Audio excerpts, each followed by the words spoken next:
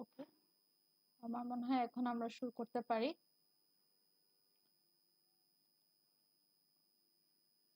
দেখতে পাচ্ছি তো সবাই, তাই না? সবাই দেখতে পাচ্ছি? জি ma'am. Yes ma'am. Okay yes ma'am. Okay, আমাদের আজকে পড়ালেখার যে কন্টেন্ট আছে এটা হচ্ছে মূলত যে সিকোয়েন্স অ্যালাইনমেন্ট কি, কেন আমাদের সিকোয়েন্স গুলোকে অ্যালাইন করতে হয়। এরপর সেকেন্ড পোর্শনে আছে যে সিকোয়েন্স অ্যালাইনমেন্টের মেথড গুলো কি কি। এর মধ্যে দুটো আছে, একটা হচ্ছে পেয়ার ওয়াইজ অ্যালাইনমেন্ট আর একটা হচ্ছে মাল্টিপল সিকোয়েন্স অ্যালাইনমেন্ট। তো এখানে আমি একটু বলে রাখি, পেয়ার ওয়াইজ সিকোয়েন্স অ্যালাইন মানে, পেয়ার মানেই আমরা কি জানি, দুইটা, তাই না? পেয়ার মানেই কি দুইটা, তার মানে দুটো সিকোয়েন্সের মধ্যে আমরা যে অ্যালাইনমেন্ট গুলো করে থাকি সেটা হচ্ছে পেয়ার ওয়াইজ সিকোয়েন্স অ্যালাইনমেন্ট। দুটো বাদে, যেমন এতক্ষণ আমরা কথা বললাম কি আমার ডিএনএ এবং প্রান্তিকের ডিএনএ নিয়ে, এখন হচ্ছে সামহাও কেউ একজন কারো নাম বলো। কে কে আছো? আমি তো ক্লাসরুম দেখতেছি না। এমডি রায়ান রহমান। আচ্ছা ঠিক আছে, কি রহমান? রায়ান। আচ্ছা রায়ান। তাইলে এখন হচ্ছে আমি, প্রান্তিক এবং রায়ান, আমাদের তিনজনের, তার মানে 2 এর বেশি যখন সিকোয়েন্স নিয়ে আমরা কাজ করব, 2 এর বেশি, এটা 3 থেকে শুরু করে এবার মাল্টিপল হতে পারে 5, 6, 100, ঠিক আছে? তাহলে এটা হচ্ছে আমাদের মাল্টিপল সিকোয়েন্স অ্যালাইনমেন্ট। এটা নিয়ে আমরা সামান্যই পড়বো, এটা নিয়ে আমাদের খুব বেশি পড়া নেই কারণ আমরা ছোট মানুষ। আমরা জাস্ট পেয়ার ওয়াইজ অ্যালাইনমেন্টটাই খুব ভালো করে পড়বো এবার। পেয়ার ওয়াইজ সিকোয়েন্স অ্যালাইনমেন্টটাকে আমরা দুই ভাগে ভাগ করি। একটা হচ্ছে গ্লোবাল অ্যালাইনমেন্ট, যেটা আবিষ্কার করেছেন নিডলম্যান এন্ড ওনস, এবং এটার অ্যালাইনমেন্টের যে অ্যালগোরিদমটা মূলত আমরা ব্যবহার করি ওইটার নামও হচ্ছে নিডলম্যান ওনস অ্যালগোরিদম। আরেকটা হচ্ছে লোকাল অ্যালাইনমেন্ট, সেটা হচ্ছে স্মিথ ওয়াটারম্যান অ্যালগোরিদম। তো দুটো যে অ্যালগোরিদম আমাদের আছে দুটোই বেশ কঠিন। আমাদের এই স্লাইডে যে এক্সাম্পল দেয়া আছে এই এক্সাম্পলটা অনেক ইজি ফর্মে দেওয়া আছে। এক্সাম হলে সাধারণত এত ইজি আসে না। এইটার জন্য আমার ইউটিউবেও এই দুইটার উপরে একটা ভিডিও বানানো আছে, একটা প্লেলিস্ট বানানো আছে। তো আমি এটাও তোমাদের সাথে শেয়ার, আমি তো আজকে পড়াবোই, পড়ানো ছাড়াও দেখবা যে অনেক সময় যে খাপ ছাড়া লাগতেছে, একটু কঠিন তো। তো আমরা যেটা করব, আমি তোমাদেরকে সেই প্লেলিস্টটাও শেয়ার করে দেবো যেন তোমরা পরে আবার হেল্প হয় পরীক্ষার আগে, একটা বড় এক্সাম্পল দিয়ে করা। আচ্ছা, এখন আমরা চলে আসি সিকোয়েন্স অ্যালাইনমেন্টটা কি। আমরা একটু আগে কথা বলেছি যে সিকোয়েন্স কি অ্যান্ড এটা অ্যালাইনমেন্ট কিভাবে করি। তো এটা হচ্ছে আমাদের তিনটে জিনিস নিয়ে আমরা পড়ালেখা করব। একটা হচ্ছে ডিএনএ, আরএনএ আর প্রোটিন। এই তিনটে জিনিসের মানে রিজিয়ন সেট করা, যেমন আমার আর প্রান্তিকের ডিএনএ এর মধ্যে হয়তো আমি পেলাম যে যেহেতু আমরা দুইজনই মানুষ, ঠিক আছে, আমি যদি বান্দর হইতাম তাহলে হচ্ছে যে হয়তো কিছু আরো ডিফারেন্স আসতো, কিন্তু যেহেতু আমিও হোমোসেপিয়েন্স ও হোমোসেপিয়েন্স, তার মানে আমাদের ডিএনএ এর কিছু অংশ পর্যন্ত অবশ্যই সিমিলারিটি থাকতে পারে, ঠিক আছে? তার মানে এই রিজিয়ন অফ সিমিলারিটি বের করা, ডিসিমিলারিটি বের করা, এবং এই যে আমি আমার আর ওর মধ্যে কতটুকু মিল আছে বা অমিল আছে, অথবা যে কোনো একটা রোগ, ধরো যে আমার এ মানে ইউটিসিসি, ধরো একটা টার্ম আমি আন্দাজে বললাম, ইউটিসিসি এই টার্মটা থাকলে কোনো একটা রোগ হয়, তাহলে এই রোগটার সাথে মানে এই রোগটা কারো ডিএনএ তে আছে কিনা, বিভিন্ন কারণে আমি এই সিকোয়েন্স অ্যালাইনমেন্টটা করতে পারি। করলে আমি কি কি বুঝি, একটা হচ্ছে ফাংশনাল কতটুকু মিল আছে, কেমন মানে কাজ করা, ফাংশনাল বুঝাতে কি বুঝাচ্ছে, ওর ডিএনএটা কিভাবে কাজ করে, আমার ডিএনএটা কিভাবে কাজ করে, অথবা প্রোটিনও হতে পারে যে আমার মাসেলটা কিভাবে কাজ করে, ওর মাসেলটা কিভাবে কাজ করে। যেহেতু প্রান্তিক ছেলে আমি মেয়ে, আমাদের দুইজনের মধ্যে একটা ডিফারেন্স থাকতেই পারে। এরপর হচ্ছে স্ট্রাকচারাল, ঠিক আছে, এই যে মাত্র যেটা বললাম যে মাংসের যে ইয়াটা, যে ধরো আমি যেহেতু মেয়ে মানুষ, আমার হতেই পারে যে আমার মাসেল মাসেল যেগুলো আছে, মাসেল হচ্ছে যে খুব একটা স্ট্রং না, ঠিক আছে? এই স্ট্রাকচারাল ডিফারেন্স। দেন হচ্ছে ইভলিউশনারি রিলেশনশিপ, যেমন বললাম যে আমার বংশ এবং প্রান্তিকের বংশের মধ্যে কতটুকু মিল অমিল আছে। আচ্ছা, এখন তো আমি মানুষেই কথা বললাম, এই এঙ্গেজমেন্ট গুলো আমরা কিন্তু অন্য এনিমেলের সাথেও করতে পারি। কিভাবে করতে পারি, ধরো তোমরা পথ দিয়ে হেঁটে যাচ্ছ, হঠাৎ করে তোমরা এমন কিছু একটা পেলে, কেমন, বা এমন একটা এনিমেল পেলে যেটা বিড়াল কিনা সেটাও বুঝতেছো না, বানর কিনা সেটাও বোঝা যাচ্ছে না, কুকুর কিনা সেটাও বোঝা যাচ্ছে না। আলটিমেটলি যখন আমরা একটা ল্যাবে নিলাম, ল্যাবে নেওয়ার পরে আমরা বুঝতেই পারছি না এই এনিমেলটাকে আমরা কিভাবে ক্লাসিফাই করব। তখন কি করে, আমরা কিন্তু ইন্টারমিডিয়েটে পড়েছি তাই না, 7 স্টেপে আমাদের যেভাবে হচ্ছে যে নেমিংটা হয়, বায়োলজিক্যাল নেমিং গুলা হয়, তখনও কিন্তু আমাদের এই সিকোয়েন্স অ্যালাইনমেন্টটা জরুরি, যে কোনটার সাথে বেশি মিলছে। আচ্ছা, এখন আমরা চলে যাই যে কেন আমাদের অ্যালাইনমেন্টটা জরুরি। সবার প্রথম হচ্ছে আইডেন্টিফাইং ইভলিউশনারি রিলেশনশিপ বা হোমোলজি ডিটেকশন। হোমোলজি ডিটেকশন কি, কোন ধারা থেকে সে আসছে, সে কি ধরনের animal. Sequence alignment helps determine how closely related two sequences are. If two DNA or protein sequences align well, it suggests that they are a common ancestor. মানে কি, মানে হচ্ছে যে যদি এই যে মাত্র একটা কথা বললাম, আমার আর প্রান্তিকের ডিএনএ তে অবশ্যই কিছু ম্যাচ থাকবে, এবং এই ম্যাচটা কেন, কারণ ও হোমোসিপিয়েন্স, আমিও হোমোসিপিয়েন্স, আমাদের দুইজনের অ্যানসেস্টর কিন্তু সেম, কি মানুষই হবে আমাদের অ্যানসেস্টর। ঠিক আছে, okay, same for fish, same for মুরগি, এনিথিং। আচ্ছা, সেকেন্ড আমাদের পয়েন্টটা কি ছিল, finding functional and structural similarities. আচ্ছা, সিমিলার সিকোয়েন্স যদি আমাদের থাকে, ওর ফাংশনও সেম থাকবে। ঠিক আছে, ওর ফাংশন বা যে যতগুলা অর্গান আছে সবগুলার ফাংশনও হচ্ছে যে সেম হবে। যে কোনো মাছ হতে পারে, রুই হতে পারে, কাতলা হতে পারে, ইল মাছ হতে পারে, সেটা সামুদ্রিক কোনো মাছ, এদের সবার কমন ফাংশন অ্যান্ড স্ট্রাকচার কি বলতো, এদের সবারই শরীর, মানে যদি আমি ফাংশনাল বলি, এরা সবাই পানিতে থাকতে পারে। অ্যান্ড স্ট্রাকচারাল কি, এদের সবার শেপটা একই ক্যাটাগরি হতে পারে, কিছু চিকন মোটা, বাট শেপটা একই category. Protein with similar amino acid sequences may have same enzymatic activity or structural properties. মানে কি, ওদের শরীরের ভিতরের এনজাইমেটিক অ্যাক্টিভিটিও সেম থাকবে, মানে একই এনজাইম হচ্ছে যে রিলিজ করবে। ঠিক আছে, যেমন আমি যদি বলি যে সকল ম্যামাল যারা আছে, কেমন ম্যামাল, নট অনলি মানে যারা ফিমেল ম্যামালস আছে, এদের সবারই কি বলতো, এদের সবার ম্যামাল গ্ল্যান্ড আছে। ঠিক আছে, এটা হচ্ছে একটা স্ট্রাকচারাল প্রপার্টি। আচ্ছা, এখন হচ্ছে এই জন্য আমরা কিন্তু একটা জিনিস বলি, এই যে তিমি মাছকে কিন্তু মাছের পর্যায়ে পড়ে, এটা ম্যামালের মধ্যে পড়ে গেছে। কেন, just because of this mammal gland. এই ম্যামাল গ্ল্যান্ড আর কোনো মাছের নাই। ঠিক আছে, তার মানে এইখানে কিছু এক্সেপশন আছে। তিমি মাছ মাছের মতো হলেও ওর স্ট্রাকচার, মানে স্ট্রাকচার প্লাস হচ্ছে অনেক ফাংশনালিটি মাছের মতো হলেও ওকে ম্যামাল গ্ল্যান্ডে জাস্ট ফেলা হয়েছে, যেহেতু ওর ম্যামাল গ্ল্যান্ড আছে বা ম্যামাল, মানে ম্যামাল রিলেটেড সকল ফাংশনের তার মধ্যে আছে। সিকোয়েন্স অ্যালাইনমেন্ট হেল্পস ইন প্রিডিক্টিং জিন ফাংশন। তার মানে সিকোয়েন্স অ্যালাইনমেন্ট আমাদেরকে হেল্প করে কি, প্রত্যেকটা জিন কিভাবে কাজ করে।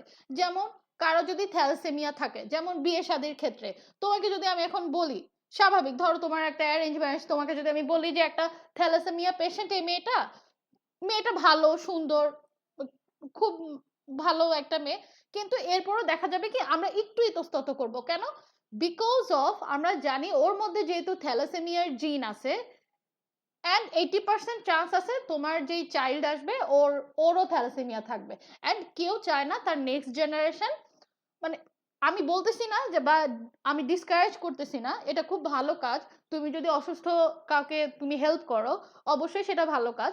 Just I am giving an example to make understand. ঠিক আছে, তাহলে তোমরা হচ্ছে যে এখানে কি কেউ চায় না তার নেক্সট জেনারেশনটা অসুস্থ কেউ আসুক। ঠিক আছে, যদিও রোগ শোক সবকিছু আল্লাহর দান, কেমন, তুমি হয়তো ওর বিয়ে করলা না, পরে ওর আরো মানে তোমার বাচ্চা আরো কঠিন কোনো রোগ হলো, এটা আল্লাহর ইচ্ছা। ঠিক আছে, আমি জাস্ট একটা এক্সাম্পল দিলাম। তার মানে কি, এইখানে আমরা কি করতে পারি, একটা প্রিডিকশন করতে পারি। এরপরেও আমাদের আরো বেশ কিছু রিজন আছে, identifying mutations and genetic variations. আমাদের সিকোয়েন্স অ্যালাইনমেন্ট আমাদেরকে হেল্প করে যে কিভাবে একই প্রাণীর মধ্যে অথবা ডিফারেন্ট প্রাণীর মধ্যে কিছু ডিফারেন্সেস বোঝা যায়। সেটা কি কি, মিউটেশন। যেমন হচ্ছে যে আমরা একটা মানুষের মতো আকৃতিকে, আমরা একটা কমন বলি, যেমন ঋত্বিক রোশনের একটা এক্সট্রা ফিঙ্গার আছে, এটা আমরা জানি না সবাই, এটা মোটামুটি, মানে আমি একটা কমন এক্সাম্পল দিলাম, যারা মানে জিনিসটা খেয়াল করছে তাদের জন্য। কেন, কারণ এটা কিন্তু একটা মিউটেটেড হওয়া রিজন। এই যে অনেকে 6 ফিঙ্গার হয়, অনেকের হচ্ছে যে মাড়ি দিয়ে দাঁত বের হয়ে যায়, এই জিনিসগুলো সবগুলো হচ্ছে একটা মিউটেশন অথবা ইনসারশনের ফল। ঠিক আছে, তাহলে sequence alignment helps to detect mutations, insertions, deletions and substitutions in DNA. Then এইটা হচ্ছে আমাদেরকে আরো হেল্প করে আমরা যদি কোনো জেনেটিক ডিজিজ, ক্যান্সার রিসার্চ অথবা পার্সোনালাইজড মেডিসিন নিয়ে স্টাডি করতে যাই, তখন আমার সিকোয়েন্স অ্যালাইনমেন্টটা লাগবে। যেমন আমাদের এখানে একটা এক্সাম্পল দেওয়া আছে, comparing a normal gene sequence with a mutated version can reveal disease causing mutations such as the cancer or hereditary disorder। তার মানে কি, একটা নর্মাল জিন সিকোয়েন্সের সাথে আমি হচ্ছে যে একটা মিউটেটেড ভার্সন, যেমন এই মিউটেশনের কারণেই আমাদের ক্যান্সারটা হয়। কেউ কি জানো যে ক্যান্সার কি, বা ক্যান্সার অ্যাকচুয়ালি কিভাবে একটা হিউম্যান বডিকে হার্ম করে? কারো আইডিয়া আছে? এনিওয়ান? যতদূর সম্ভব নষ্ট সেল থেকে বা এরকম কিছু রোগাক্রান্ত সেল থেকে। মিস, আমাদের যে শরীরে P33 জিন আছে সেটা নষ্ট হয়ে যাওয়ার কারণে ক্যান্সার সেল তৈরি হয়। হ্যাঁ, অনেকটা এটা ঠিক আছে। আরো আমি আমি একটু যদি বলি যে ক্যান্সার সেল তো তৈরি হয়, ঠিক আছে, এরপর সেল তৈরি হওয়ার পরে ও মূলত কি করে জানো? ও মানে যতটুকু না আমাদের, যেমন ধরো আমরা ছোটবেলায় যখন আমরা মায়ের পেটে থেকে বেরোচ্ছি একদম ছোট্ট ছিলাম, এরপর আমাদের ধীরে ধীরে কি হয়েছে বলতো, সোমাটিক সেল মানে বডি সেল যেগুলো আছে, সোমাটিক সেল বারবার কি হয়েছে, বিভাজিত হয়েছে, আর আমরা একটা লিমিটেশন পর্যন্ত আমরা কি হয়েছি, বড় হয়েছি, তাই না? এখন কিন্তু আমাদের খুব একটা, যেমন আমি আর লম্বা হব না, তাই না? আমি আর লম্বা হব না, মোটা টোটা হয়তো হইতে পারি, কিন্তু আমি আর লম্বা হব না, বা আমার বডি কিন্তু একটা লিমিটের মধ্যে চলে আসছে, এর বেশি এখন আর কিছু হবে না, তাই না? তো এখন হয়েছে কি, এখন যদি আল্লাহ মাফ করুক আমার যদি হচ্ছে যে ক্যান্সার হয়, তাহলে ধরো এক এক রকমের ক্যান্সার, কখনো থ্রোট ক্যান্সার হয়, কখনো হচ্ছে যে লাং ক্যান্সার হয়। যেমন লাং ক্যান্সারের ক্ষেত্রে কি হয়, লাং ক্যান্সারের ক্ষেত্রে তোমার ফুসফুস তোমার কেজ থেকে, তোমার রিব কেজ থেকে আরো বড় হওয়া শুরু করবে, সে তো আর সার্ভাইভ করতে পারবে না। ক্যান্সারের মূলত দুইভাবে ক্ষতি করে, একটা হচ্ছে সে ক্ষতের সৃষ্টি করতে থাকে, সেকেন্ড হচ্ছে সে অস্বাভাবিকভাবে বিভাজন বাড়ায় দেয়। কেমন? সোমাটিক সেলের বিভাজন বাড়ায় দেয়, যেটার কারণে তোমার হচ্ছে যে আর কোনোভাবেই সার্ভাইভ করা পসিবল হয় না। যেমন ব্লাড ক্যান্সারের কিউর হচ্ছে সবচেয়ে কম। কেন? কারণ হচ্ছে রক্ত কোনোভাবে আর পরিশুদ্ধ করা যায় না, আর ওইটা তো মূলত পরিশুদ্ধ রক্তই, কিন্তু তোমার যতটুকু লোহিত কণিকা দরকার বা আরবিসি দরকার বা ডাব্লিউবিসি দরকার, এগুলো প্রয়োজনের অতিরিক্ত বেড়ে যাচ্ছে, এবং ইন হোল লাইফ কোনো জিনিস প্রয়োজনের অতিরিক্ত ভালো না। ঠিক আছে, এইভাবেই হচ্ছে ক্যান্সার মূলত আমাদেরকে মানে বডিকে হ্যাম্পার করে এবং হচ্ছে যে ধ্বংস করে ফেলে। আচ্ছা, এখন আমরা চলে যাই, আমাদের আরো বেশ কিছু জিনিস আছে। Genomic and proteomic research. Genomics কি? জেনোমিক্স হচ্ছে যেখানে আমরা জিন নিয়ে সাধারণত আলোচনা করি। In genomics sequence alignment is used to map genes and compare entire genomics. In proteomics হচ্ছে যেগুলো আমরা দেখতেছি বডি সেল বা প্রোটিন রিলেটেড যে কোনো study, it helps analysis protein families, motifs and conserves regions. তো এই সিকোয়েন্স এলিমেন্ট বোঝায় যে কোন মাছ, যেমন মাছের প্রোটিন কিভাবে কাজ করতেছে, আমার প্রোটিন কিভাবে কাজ করতেছে, ঠিক আছে? ওকে, এখন আমরা আরেকটা এক্সাম্পল দেখি। Blast basic local alignment search tool is widely used to search databases for sequence similarity to understand protein or জিন ফাংশনস। ওকে, আমরা এখন চলে যাই, আমাদের আরো বেশ কিছু রিজন আছে। আরেকটা হচ্ছে drug Discovery and vaccine deployment. আচ্ছা, by aligning viral or bacterial sequences, researchers can find target sites for drugs or vaccines. আচ্ছা, একটু আগে আমরা এটা বলেছিলাম যে একটা অ্যালাইনমেন্ট করলে, যেমন ধরো আমি একটা সুস্থ মানুষ, আরেকজন আছে যার ধরো ব্লাড রিলেটেড কোনো ডিজিজ আছে, তখন তার আর আমার সিকোয়েন্স যদি মানে আমার আর তার ব্লাডের যে প্রোটিনটা আছে ওই অংশটা যদি আমরা অ্যালাইনমেন্ট করে দেখতে পারি যে তার কোন গ্যাপটার জন্য হচ্ছে যে তার রোগটা আছে, তখন আমার কিন্তু সবার প্রথমে রোগটা আমি আইডেন্টিফাই করতে পারলাম, ওইটা নষ্ট করার জন্য আমি যদি আবার কোনো বায়োলজিক্যাল মেডিসিন বানাতে যাই, তাহলে ওই মেডিসিনের সিকোয়েন্সের সাথে আবার আমি যদি এই সিকোয়েন্স মিলাই দেখি যে এটা ডিস্ট্রয় হয় কিনা, তখন কিন্তু আমি এই ড্রাগটা বানাতে পারবো বা যে কোনো একটা ভ্যাকসিনেশন বানাতে পারবো। এই যে আমাদের করোনার টাইমে আমাদের অনেককে গিনিপিগ বানায় যে আসলে ইনজেকশনটা যে দেওয়া হলো বা হচ্ছে যে আমাদেরকে ভ্যাকসিনেট করা হলো, আমি জানি না এটা আসলে কতটুকু কাজ করছে পজিটিভলি, বাট আমার পরিচিত অনেকের এটা নেগেটিভলি কাজ হয়েছে, মানে নেগেটিভলি কাজ করেছে। যেমন তাদের স্কিন ইরিটেশন বেড়ে গেছে, ঠিক আছে, স্কিন ইরিটেশন বেড়ে গেছে, স্কিন রিলেটেড ইস্যু হচ্ছে, রোগ প্রতিরোধ ক্ষমতা কমে গেছে,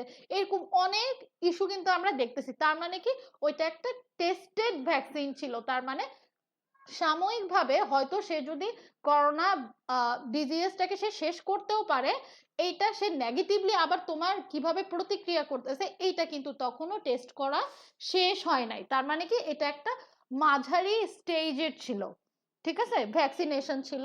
আচ্ছা, এবার আমরা চলে যাই help in designing antiviral drugs by targeting conserved regions of pathogens. Okay, এই লাইনটা আমরা পরে পড়বো, মানে পরে আমরা এটা বুঝবো কেন, কারণ হচ্ছে যখন আমাদের আরেকটা পোর্শন আসবে তখন এই জিনিসটা নিয়ে বললে তোমরা বুঝতে পারবে। আচ্ছা, এই যে দেখো নিচে আমরা এখন দেখি in the COVID-19 pandemic sequence alignments of SARS CoV-2 helped identify spike proteins leading to development of vaccine like Pfizer and Moderna।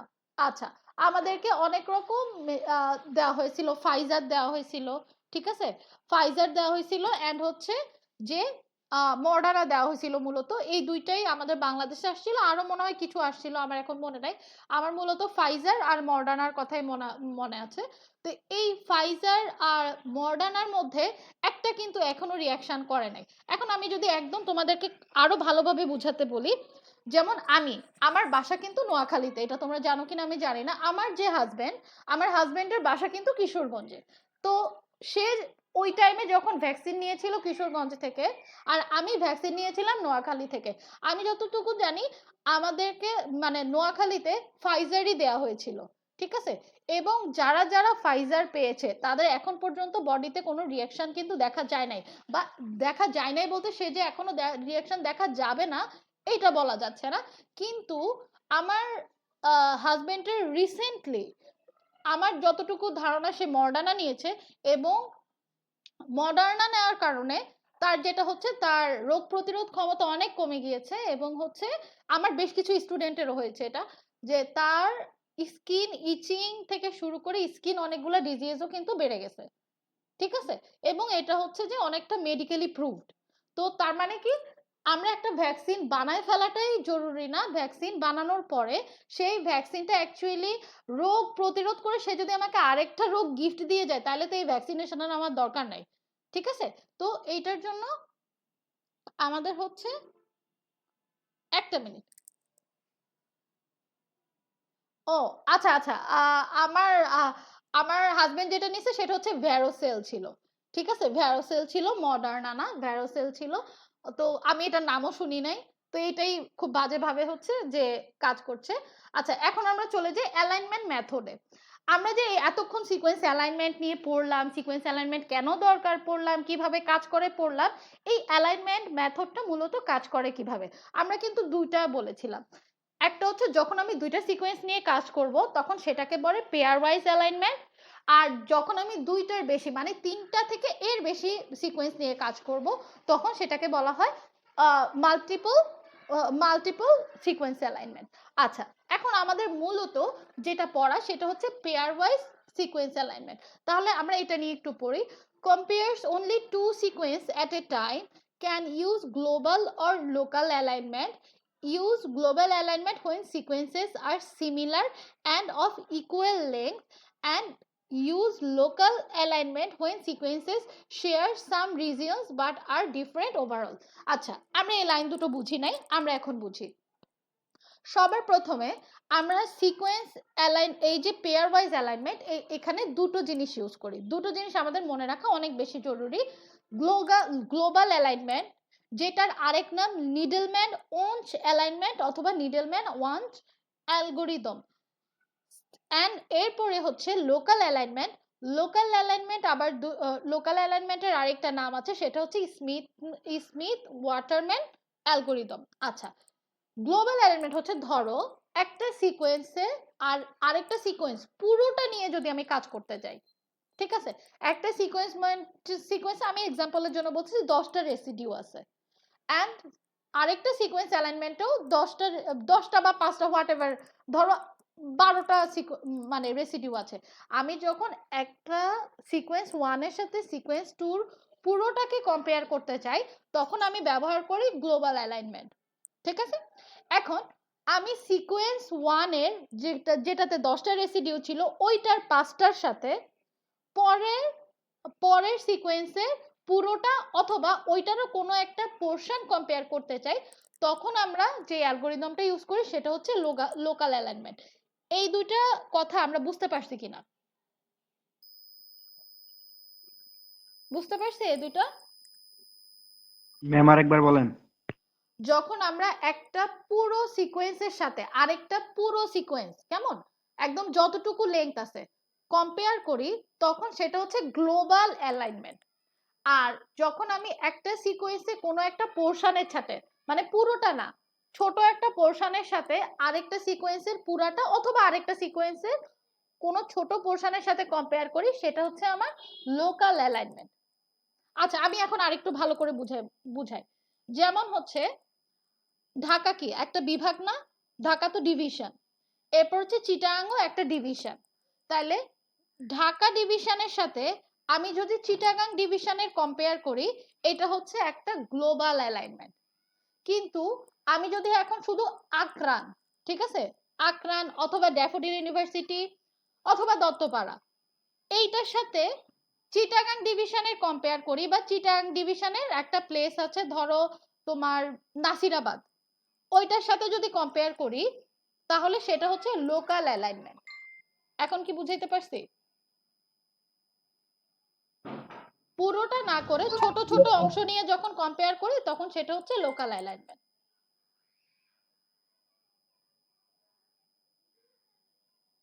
আচ্ছা, আমি মনে হয় একটা এক্সাম্পল দিলে ভালো হয়। ঠিক আছে, আমি একটা এক্সাম্পল দেই তাইলে। একটু ওয়েট করো।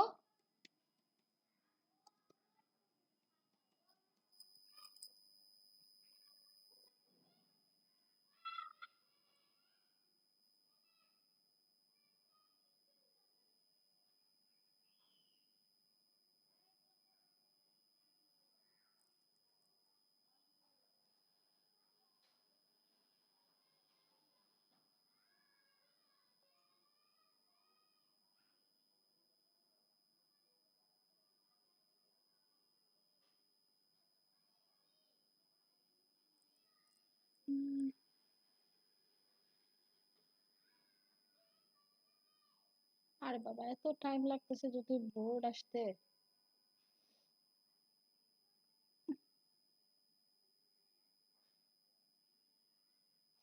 আরে বাবা। আচ্ছা, দাঁড়াও, আমি দেখি, আমি স্লাইডে গিয়ে দেখি তোমাদেরকে ওখান থেকে এক্সাম্পল দিতে পারি কিনা।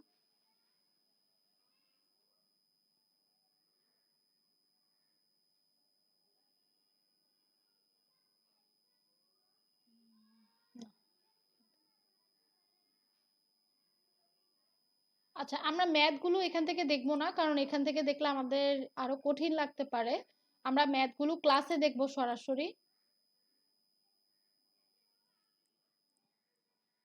এখানে তো কোনো সিকোয়েন্সই পাচ্ছি না, একটু সিকোয়েন্স, একটা মিনিট, এখানে কোনো সিকোয়েন্স নেই।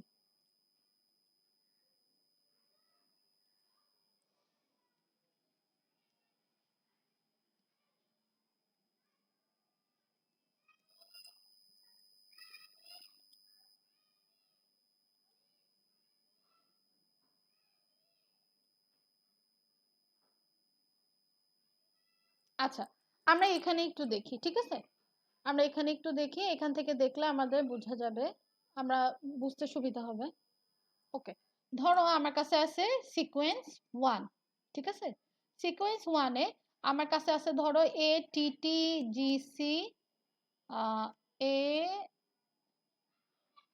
এ জি, ঠিক আছে, এটা হচ্ছে আমার একটা সিকোয়েন্স। পরে আমি আরেকটা সিকোয়েন্স লিখলাম, এটা হচ্ছে আমার সিকোয়েন্স 2। ঠিক আছে, এখানে হচ্ছে আবার লিখলাম ধরো এটি জিজি এ সি সি। ঠিক আছে, আচ্ছা এখন গ্লোবাল অ্যালাইনমেন্ট কখন হবে? যখন আমি সিকোয়েন্স 1 আর সিকোয়েন্স 2 এর পুরোটাকে, ঠিক আছে, মানে সিকোয়েন্স এ থেকে জি পর্যন্ত এবং সিকোয়েন্স 2 কে এ থেকে সি পর্যন্ত, বা যদি তোমাদের মনে হয় আমি আরেকটু বড় করে দেই, ঠিক আছে, যখন আমি পুরো মানে কমপ্লিট সিকোয়েন্স 1 কে সিকোয়েন্স 2 এর সাথে কম্পেয়ার করব, পুরোটাকে পুরোটার সাথে কম্পেয়ার করব, তখন সেটা হচ্ছে কি গ্লোবাল অ্যালাইনমেন্ট। কিন্তু এখন যদি এমনটা হয় যে আমি এই সিকোয়েন্সের এতটুকু পোরশন নিলাম, ঠিক আছে, এই পোরশনটার সাথে এই ছোট পোরশনটার সাথে সিকোয়েন্স 2 এর পুরাটাকে যদি আমি কম্পেয়ার করি তখনও এটা লোকাল হবে। আর এই ছোট পোরশনের সাথে ধরো আমি যদি এতটুকু নেই তখনও সেটা কি হবে, লোকাল হবে। এখন কি বুঝতে পারছি?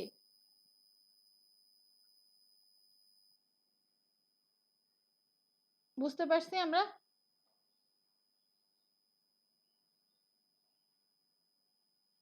যদি কনফিউশন হয় তাহলে আমি আবার বুঝাই বলবো, অসুবিধা নেই। জি ম্যাম, আরেকবার মনে হয় বুঝালে একটু ভালো হয়। আচ্ছা ঠিক আছে, এখানে আমরা ব্র্যাকেট দিলাম না, ঠিক আছে, এখানে আমরা ব্র্যাকেট দিলাম না, ব্র্যাকেটগুলো আমি মুছে দেই। এখানে মূলত আমাদের কাছে কি আছে বলতো, দুটো সিকোয়েন্স আছে, ঠিক আছে, দুইটা সিকোয়েন্স আছে, সিকোয়েন্স 1 এন্ড সিকোয়েন্স 2। সিকোয়েন্স 1 এ আমার হচ্ছে যে কয়টা এলিমেন্ট আছে, 7টা আছে। আর সিকোয়েন্স 2 তে আমার রেসিডিউ কয়টা আছে, 9টা আছে। ঠিক আছে, এই সিকোয়েন্স 1 এর 7টা রেসিডিউকেই যদি আমি সিকোয়েন্স 2 এর 9টা এলিমেন্টের সাথেই কম্পেয়ার করি, মানে সিকোয়েন্স 1 পুরোটা নিয়ে সিকোয়েন্স 2 পুরোটার সাথে কম্পেয়ার করি, তখন এটাকে বলবো গ্লোবাল অ্যালাইনমেন্ট। ঠিক আছে, এতটুকু বুঝছি? জি ম্যাম। জি ম্যাম। আচ্ছা ঠিক আছে, এইবার আমি পুরোটা নিলাম না, এখন আমি কি করলাম, সিকোয়েন্স সিকোয়েন্স 1 থেকে একটা পোরশন নিব, ঠিক আছে, পোরশন নিব, পুরোটা নিব না, পুরোটা নিব না। যেমন কি নিলাম, শুধু এটি টি জি নিলাম, ঠিক আছে, এটাকে আমি পুরোটা নিছি সিকোয়েন্স 1 থেকে? না ম্যাম। পোরশন নিছি না, পোরশন নিছি, তাই তো, জি ম্যাম। একটা পোরশন নিছি, তার মানে কি করলাম, একটা অংশ বাদ দিয়ে দিলাম। আচ্ছা, এবার হচ্ছে সিকোয়েন্স 2 থেকে সরি, সিকোয়েন্স 2 থেকে আমি চাইলে পুরোটাও নিতে পারি, মানে 9টা যে রেসিডিউ আছে 9টা রেসিডিউ নিতে পারি, অথবা আমি ধরো এইটা নিলাম, ঠিক আছে, বা আরেকটু বড় নিলাম। আমি কি এটা থেকেও পুরোটা নিতে পারি না। যখনই আমার কোনো না কোনো পোরশন বাদ হয়ে যাচ্ছে তখন সেটাকে আমরা বলি লোকাল অ্যালাইনমেন্ট। এখন আমি আরেকটা এক্সাম্পল দিয়ে বুঝাই, যেমন ধরো আবার প্রান্তিক আর আমার একটা কম্পারিজনে আসি। প্রান্তিক হচ্ছে ওর যে ডিএনএ, ওর ডিএনএ তে অনেক সাবজেক্ট আছে, মানে অনেকগুলো ফাংশন আছে, যেমন কি, যেমন ধরো ওর চুল কেমন, ওর চোখ কেমন, ঠিক আছে, ওর চোখ কেমন, ওর বডি স্ট্রাকচার কেমন, ওর পড়ালেখা কেমন মনে রাখতে পারবে, ঠিক আছে, এটা ছাড়াও একটা বডিতে যত ফাংশন আছে সব আছে। সাথে ধরো ওর না, ওকে আমি পজিটিভই রাখি, ঠিক আছে, আমি আমাকে নেগেটিভ বলি, তো আমারও সেম, আমার ডিএনএ তে কি আছে, আমার চুল কেমন হবে, চোখ কেমন হবে, কি কি আছে, কিন্তু আমার একটা এক্সট্রা ডিজিএস আছে। আমি কিন্তু চোখে কম দেখি, সবাই দেখছো না যে আমি একটা মোটা চশমা পরি, তাই না? তার মানে কি আমার একটা ডিজিএস আছে এবং এটা আমার একটা জেনেটিক ডিজিএস, ঠিক আছে। আমার হাইপার মায়োপিয়া আছে, এটা কিন্তু আমার একটা জেনেটিক ডিজিএস। তার মানে আমার ডিএনএ তে চোখের যে, আমার এটা হেরিডিটারি অনুযায়ী পৌঁছাবে না, এটা একটা ভালো সাইন যে এটা আমার বংশগত ভাবে এটা ছড়ায় না। তো আমার যে হাইপার মায়োপিয়া আছে, যে জেনেটিক ডিসঅর্ডার আছে আমার চোখে, এইটাও একটা রোগ যেটা আমার ডিএনএ তে আছে, যেটা প্রান্তিকের ডিএনএ তে নাই। ঠিক আছে, তাহলে এখন কি করব, আমাদের শুধু যেহেতু প্রান্তিকের চোখ ভালো আর আমার চোখে যেহেতু জেনেটিক ডিসঅর্ডার আছে, তার মানে আমাদের কি পুরো ডিএনএ কম্পেয়ার করার দরকার আছে? না ম্যাম। তাহলে আমরা শুধু চোখের যে পোর্শন, প্রান্তিকে চোখের পোর্শন, আর আমার যে জেনেটিক ডিসঅর্ডার আছে হাইপারমায়োপিয়া চোখে, সেইটার যে পোর্শনটা আছে, এই পোর্শন আর ওই পোর্শনটা কম্পেয়ার করলেই হয়ে যাচ্ছে না? বাকি তো আমাদের দরকার নাই। Yes ma'am. হ্যাঁ, তার মানে আমার কতটুকু নিড, আমার রিকোয়ারমেন্ট কতটুকু, সেই অনুযায়ী আমি কম্পেয়ার করলেই আমার হচ্ছে। তার মানে যখন আমার আর প্রান্তিকের বংশ নিয়ে কথা আসতেছে যে হ্যাঁ আমাদের হেরিডিটারি কতটুকু ম্যাচ আছে, মিসম্যাচ আছে, তখন কিন্তু আমার গ্লোবাল অ্যালাইনমেন্ট লাগতেছে। কেন? কারণ আমরা পুরোটা নিয়ে আলোচনা করতেছি যে হ্যাঁ কি কি মিল আছে, অমিল আছে। কিন্তু যেহেতু আমার এখন একটা রোগ আছে, ঠিক আছে, হাইপারমায়োপিয়া, আর প্রান্তিকের চোখ যেহেতু ভালো, তাহলে এখন কি হবে? এখন আমাদের শুধু চোখের পোর্শন নিয়ে আলোচনা করলেই হচ্ছে। তখন আমার কোন অ্যালাইনমেন্ট লাগছে? লোকাল অ্যালাইনমেন্ট লাগতেছে। এখন কি আমরা বুঝতে পারছি? জি ম্যাম, বুঝছি। ওকে, ঠিক আছে, তাহলে আমরা এখন আবার পড়ায় একটু চলে যাই। আমরা কতটুকু পড়ছিলাম? আচ্ছা, আমরা অ্যালাইনমেন্ট মেথড পর্যন্ত পড়ছিলাম।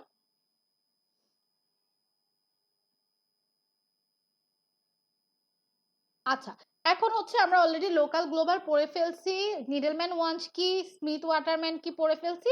এখন আমাদের সেকেন্ড যে টপিক, এটা ছোট টপিক, আমাদের খুব একটা পড়তে হবে না, সেটা হচ্ছে কি মাল্টিপল সিকোয়েন্স অ্যালাইনমেন্ট অথবা হচ্ছে যে এমএসএ। এখানে আমরা তিনটা বা এর বেশি সিকোয়েন্স নিয়ে কাজ করি। এটা মূলত কিসের জন্য ব্যবহার হয়? ফাইলোজেনেটিক অ্যানালাইসিসের জন্য কাজ হয়, প্রোটিন ফ্যামিলি ক্লাসিফিকেশনের জন্য এটা ব্যবহার হয়, আর আমাদের এখানে কিছু টুল দেয়া আছে। আচ্ছা, এখন এইখান থেকে আমাদের মূলত যেটা শুরু হয়, সেটার থিওরি পোর্শনটা আমরা পড়ে ফেলবো, কারণ ম্যাথ পোর্শনটা আমি যদি বোর্ডে দেখায় না দেই তোমাদের কষ্ট হবে বুঝতে, ঠিক আছে? আচ্ছা, এখন আসি global alignment. Global alignment is used two align two full length sequences ensuring that the entire sequence is considered even if gaps are introduced. আমরা গ্যাপস চিনি না, কি বলতো, যে আমাদের যে কোনো রেসিডিউ জায়গায় যদি মানে গ্যাপ থাকতে পারে, মানে কি ওইখানে কোনো রেসিডিউ নাই, এটাও হতে পারে। আচ্ছা, এখন এটা হচ্ছে সাধারণত আমরা এই ম্যাথগুলা বা এই কাজগুলো করে থাকি ডাইনামিক প্রোগ্রামিং দিয়ে। গ্লোবাল অ্যালাইনমেন্ট এনশিওরস ফুল সিকোয়েন্স অ্যালাইনমেন্ট, তার মানে কি পুরো সিকোয়েন্সটা আমার লাগবে। Used for comparing evolutionary related sequences, এই যে যেটা বললাম আমার আর প্রান্তিকের বংশ নিয়ে। সেকেন্ড হচ্ছে ইমপ্লিমেন্টেড ইউজিং নিডলম্যান ওন্স অ্যালগরিদম, ঠিক আছে? ওকে, এখন আমরা চলে যাই, এখানে আমরা স্টেপস দেখবো না, আমরা ম্যাথগুলো আমরা বোর্ডে দেখবো, ঠিক আছে? এখন আমরা আবার চলে যাই, আচ্ছা, লোকাল অ্যালাইনমেন্ট নিয়ে মনে হয় আর ওরকম থিওরি পার্ট নাই। ওকে, তাহলে আমাদের আজকের মতো আর পড়া থাকছে না। আমরা হচ্ছে যে নেক্সট ইনশাল্লাহ হচ্ছে যে বুধবার আমি দেখি আমি কতক্ষণ ক্লাস নিতে পারি, অথবা হয়তো অনলাইনেও নিতে পারি যদি আমার একদমই পসিবল না হয়। তোমরা তো জানোই আমার বুধবার ক্লাস থাকে, তো আমি সেটা হচ্ছে যে তোমাদেরকে জানাই দিব, ঠিক আছে? তোমরা একটু ওয়েট করো, আমি জানাই দিব। তো আমাদের ক্লাস আজকে এতটুকু পর্যন্ত। আমি একটু তোমাদের একটু ডেকে ফেলি, আমি এর আগে রেকর্ডিংটা অফ করে দিই।